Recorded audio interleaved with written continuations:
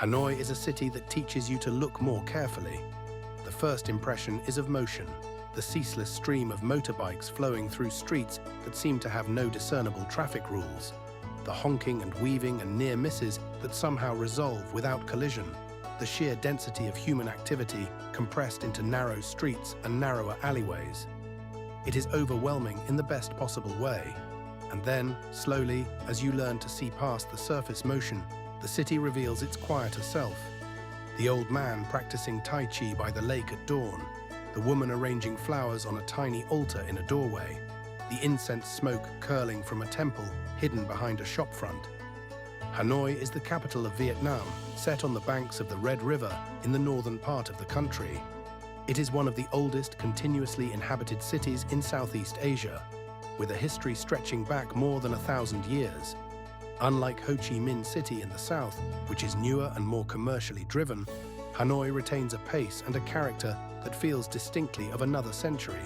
French colonial boulevards shaded by tamarind trees, lakes that serve as the city's breathing spaces, and an old quarter whose street names still reflect the goods that were sold there centuries ago.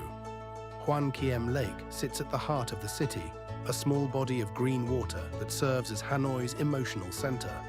The Ngok Sun Temple, reached by a red-painted wooden bridge, occupies a tiny island in the lake. In the early morning, the lakeside paths fill with joggers, walkers, and elderly practitioners of Tai Chi moving in slow, deliberate unison.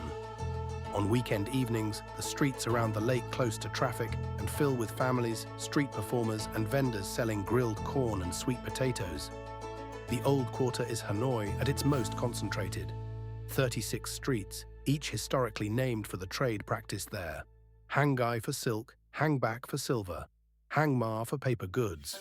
The streets are narrow and the buildings narrower still. Tube houses, some barely 3 meters wide but extending deep into the block. A distinctive architectural response to the colonial era practice of taxing buildings by their street frontage. Walking the old quarter is an exercise in sensory immersion. The smell of pho broth simmering in enormous pots, the clink of tiny beer glasses at Bia Hoi corners, the sight of entire families eating dinner on the sidewalk. Pho is Hanoi's gift to the world, a clear, deeply flavored beef or chicken broth served over rice noodles with fresh herbs. In Hanoi, pho is a breakfast food, eaten at street-side stalls on tiny plastic stools barely a foot off the ground.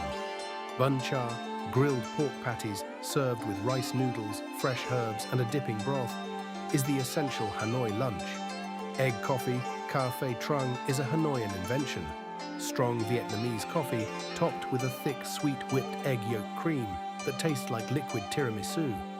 The Temple of Literature, founded in 1070, is Vietnam's first national university and one of the finest examples of traditional Vietnamese architecture.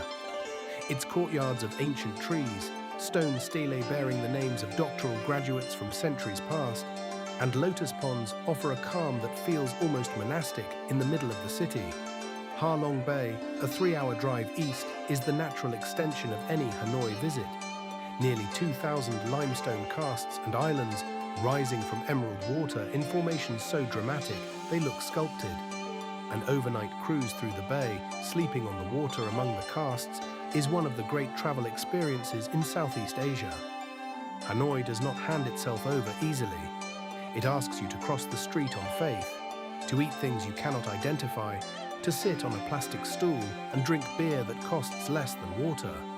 It asks you to trust the chaos, and when you do, the city opens, slowly and then all at once.